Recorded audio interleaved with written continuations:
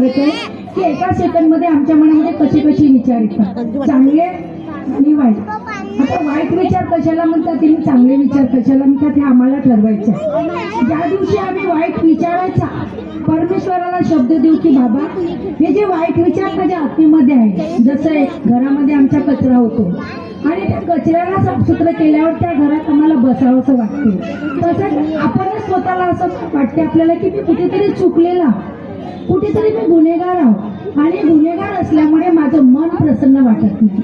प्रत्येकासोबत हे होत असते कारण आम्ही मानव आहोत आणि मानव असल्यामुळे आम्ही मोह माया आणि अहंकार घेऊनच जन्माला आलेला. कारण जर हे घेऊन नसतं आलो तर मानता की बाबा जिंदगी जे भगवान बनले ना त्या पद्धतीनं आम्ही वागायला सुरुवात केली असती ना, आम्ही तेच केलं असतं. पण मोह माया अहंकार असल्यामुळे आम्ही ह्या चुका करीत असतो. तर म्हणजे बघा इच्छानुसार होतो. तर कधी कधी काय होतं की हा जो विषय आहे दुःख सारे दूर करते हुए उद्धार, याला आम्ही आजही समजलो नाही. आम्हाला असं वाटतं की दुःखदारी दूर करते हुए उद्धार म्हणजे ज्या दिवशी आम्ही मार्गात प्रवेश केला तर त्या दिवशी जर आमचं दुःख दूर झालं तर मरेपर्यंत आम्हाला दुःख कधीच येणार नाही, हा अर्थ आम्ही जोडतो.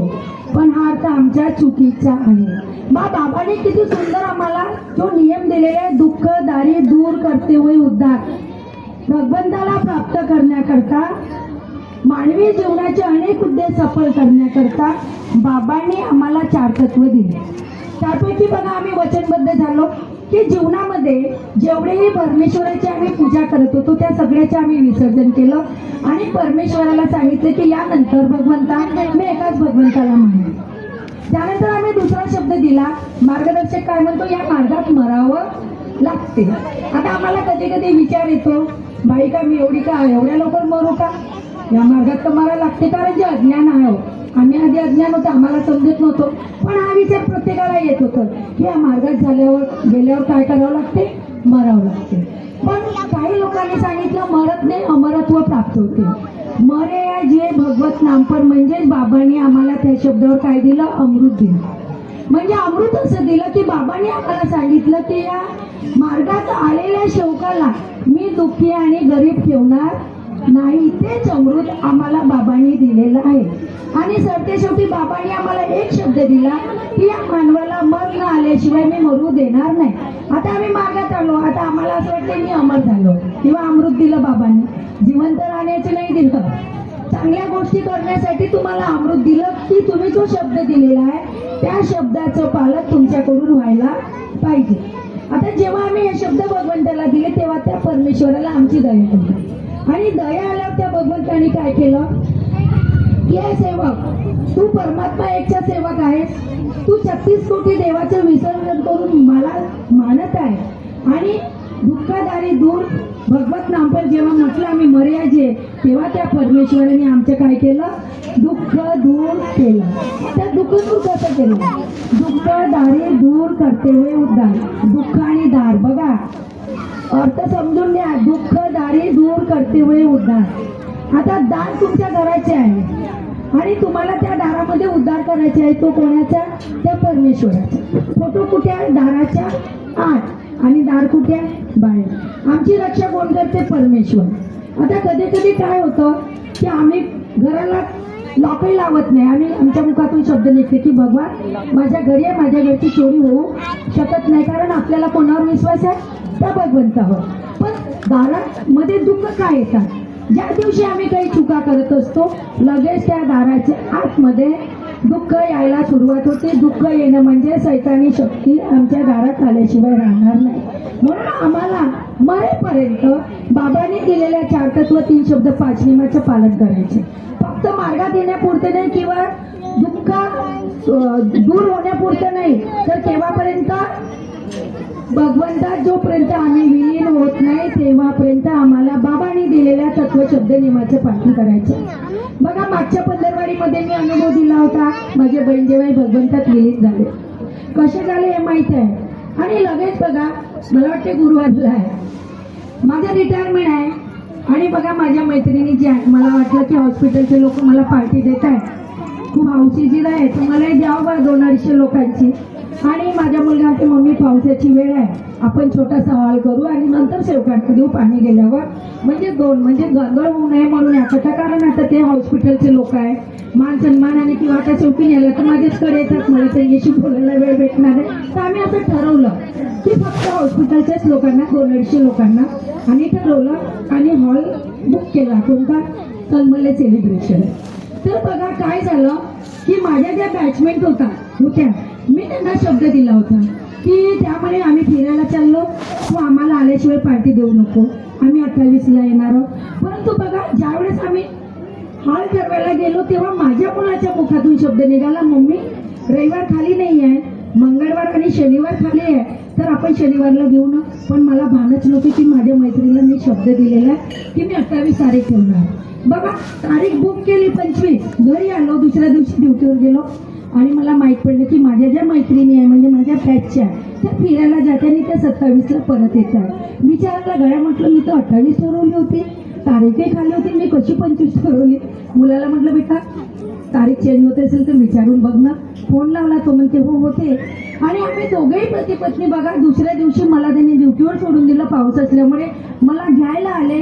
आम्ही दोघेही हॉलमध्ये गेलो, रजिस्टरवर तारीख चेंज केली, पण तो हॉलवाला काय म्हणतो तुम्हाला स्लिप नाव लागेल. बघा परमेश्वराची कृपा. आणि घरी आले मला म्हणते स्लिप तर द्यायची आहे, कोण म्हणते 10 मिनिटात भरून गेले. आणि बघा 20 मिनिटात मला वाटते 3:30 माझ्या लहान मुलाला फोन आला आणि मग मी पडलो रे, ती गाडी पाडलं, तू गाडी घ्यायला ये. मुलाला वाटलं बाप्पा पडले, माझी सून पण म्हणते, आई म्हणते अनमोलदा धावत वरती गेला, माहित नाही बाबाचा फोन आला, बाबाला काही झालं तर नाही. बघा आम्ही तिघं पाहिले का गाडी घेतली, भगवंताला मनातल्या मनात योग मागितला, बाबा मी जात आहे परंतु माझ्या पतिदेवाला काही लागलेलं आहे असं दिसू देऊ नको, त्यांना जसे गेले तसेच दिसू दे. बघा जसं गेलो तर एका ठिकाणी बसलेले होते आणि आमच्याकडे पाहिलं हसायला लागले. म्हटलं बाप्पा तिथं हसून राहिले, पण जेव्हा उचललं त्यांना उठणं नव्हतं. मग सांगितलं म्हणे माझ्या पायावर गाडीने लाथ दिली, माझ्या गाडीवर फुटली, पण एकही खरोच माझ्या पतिदेवाला आली नाही, फक्त पायाची हड्डी एक क्रॅक झाली. तिथे बघा माझ्या मुलांनी मला तो धक्काच लागू दिला नाही, पण आपल्या वडिलालाही झालं. मला असं वाटलंच नाही की माझ्या पतिदेवाला काही झालं. कारण परमेश्वराची लीला खूप मान आहे. आणि त्यांना संकेत दिलं भगवंतांनी, जेव्हा गाय आली धावत तेव्हा परमेश्वरांनी त्यांना संकेत दिलं की हे डोकं जे आहे तुझं, हे डोकं वाचव. बघा डोकं वाचव असं त्यांच्या मनात विचारायला की आता मला डोकं वाचवायचे आहे. तर बघा डोक्याच्या भाग वर करून ते पडले तर त्यांच्या पायाच्या कुळीवर लाथ पडली. म्हणजे परमेश्वराची कृपा किती मान, किती गाय, ती गौ माता, ती भगवंताचं रूप होती. तिने अन्यथा कुठल्याही अवयवावर लाथ दिली नाही. आणि माझ्या पतिदेवाला खूप शांती समाधानाने हॉस्पिटलला ऍडमिट केलं, ऑपरेशन झालं आणि आता 1.5 महिना त्यांना पाय टेकू नये म्हणून असं डॉक्टरनी सांगितलं, ऑपरेशन झालं. पण माझे दोन्ही मुलं बघा, आम्ही म्हणतो नातेवाईक किंवा मुलं, कारण मुलं हे आमच्या जीवनाचा मूलभूत पाया आहे.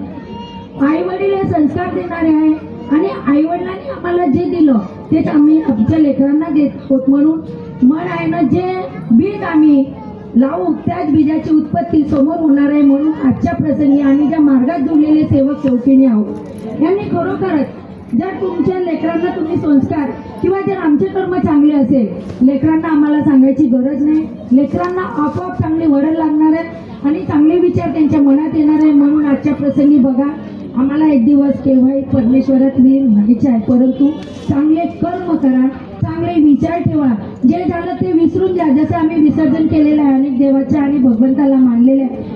तर एकमेकांविषयी जरी तुम्ही वचन दिलं भगवंताला की मी चांगलं वागेल, परंतु हाही वचन नका देऊ की माझ्या विषयी जर काही वाईट बोलत असेल ते त्यांना हे शब्द नका देऊ, कारण त्यांचे कर्म.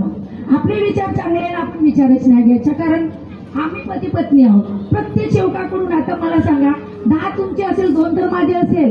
तुम्ही ज्या घडामोडी करतात त्या आमच्या कानावर नाही येतो, पण आजपर्यंत मला वाटते 1990 पासून या मार्गाशी आम्ही जुळलेलो आहोत. आणि माझा लहान मुलगा 7 महिन्याचा तेव्हा माझ्या पतिदेवाला मार्गदर्शकाचं पद निवासस्थानावरून बाबाच्या भावांनी दिलं. तेव्हापासून तर आजपर्यंत एवढ्या कंप्लेंट आहे माझ्या पतिदेवाला, कोणी वाईट बोलतात, मला वाईट बोलतात, पण मी सेविकांना तेच सांगते की तुम्ही मला सांगू नका. कोणी बोलत असेल बोलू द्या, कारण जे पण बोलतात ते त्यांच्या कर्मानुसार बोलतात. आपण काय केलं, कारण चुका आपल्या ते काढतात तर आपल्यामध्ये काय होते, सुधारणा होते. म्हणून जे पण होते ते चांगलं होते हे म्हणून प्रसाद ग्रहण करा. आणि आजच्या प्रसंगी मी बोलायची काहीच इच्छा नव्हती. मी संचालन बाईलाही म्हटलं वेळ झालेला आहे आणि की ज्या मार्गदर्शिका नेहमी बोलत नाही त्यांना बोलायचा चान्स द्या, कारण मी नेहमीच बोलत असते. परंतु मला जबरदस्ती बोलण्याचा चान्स दिला आणि माझ्याकडून जर काही चुका झाल्या असेल मी क्षमा मागते. आणि मेन म्हणजे माझ्या मुलाची चूक लक्षात आली लहाण्याची. मला काय म्हणते, मम्मी आपण पप्पाला नेहमी म्हणते तुम्ही एवढे घेऊन बसता शेवकाला, एक एक दोन दोन तास तुम्हाला सेवक काय देते, तुम्हाला सेवक काय देते, शेवटी सेवक तुम्हालाच वाईट बोलतात असे शब्द माझ्या मुलगा आम्ही म्हणायचो की तुम्ही सेवकाला कार्य द्यायचे आणि त्याला वापस पाठवायचं, कारण जास्त घेऊन बसणं हाही गुन्हा आहे. बघा हे शब्द आम्ही नेहमी म्हणायचो.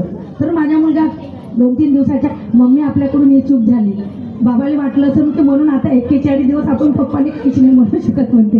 जितके वर कार्य द्यायचे तितके वर द्या, कारण म्हणते 1.5 महिना पप्पाला चालायचंच आहे. म्हटलं हो बेटा, आपल्याला म्हटलं ही चूक आपल्याकडून झालेली आहे. मी भगवंताला क्षमा मागितली की हे शब्द, कारण कानावर जेव्हा वाईट गोष्टी यायच्या तेव्हा ठीक वाटायचं की परमेश्वरा सेवकांना आम्ही खरंच मनापासून घेऊन बसतो आणि हे सेवक आम्हाला असं वाईट का बोलतात हे विचार नेहमी यायचे. पण आज भगवंतांनी आमच्या चुका आमच्या लक्षात आणून दिल्या. माझ्या पतिदेवाला खरोची आली नाही आणि माझ्या पतिदेवाला तुम्ही जीवनदान दिलं, या करता मी परमेश्वराची ऋणी आहे. आणि वेळोवेळी क्षणोक्षणी मी भगवंताला कधीच विसरणार नाही. माझ्या जीवनाच्या अंतिम समयापर्यंत जरी माझ्याविषयी कोणाच्या मनात वाईट विचार येऊ नाही येऊ, पण मला माहित आहे की त्यांच्या मनात वाईट विचार येतच नाही. मी तर असं समजते की नाही, माझ्याविषयी चांगलेच विचार येतात, मी कधीच मनात आणत नाही. आणि कुठल्याही सेविकांनी हा विचार करू नये की तुला वाईट वाटत असेल. मला तुमच्याविषयी कुणाच्याही विषयी काहीही वाईट वाटत नाही. आज मी माझ्या आत्मेतून तुम्हाला हा शब्द देत आहे, हे काढून टाका. जरी तुम्हाला वाटत असेल काकूला वाईट वाटते, पण हे चुकीचं आहे. म्हणून आजच्या प्रसंगी बाबाने जे एकता सांगितले आहे त्या एकतेप्रमाणे वागण्याच्या या गटामध्ये आम्ही नेहमी प्रयत्न करत राहू, कारण आमच्यामध्ये मला सुधारणा करायची आहे. मलाच विचार करायचा की आम्हाला आमच्या जीवनात कसं वागायचं, कारण विचाराचा भगवान आहे, कर्माचा भगवान आहे. म्हणून आम्हाला आमचे कर्म खरोखरच भगवंताला आवडणारे करण्याचा प्रयत्न करा. मी प्रयत्न करेल, तुम्ही करा. आणि आजच्या प्रसंगी एवढे भगवंताला माफी मागते. सगळ्यांना माझ्या नमस्कार.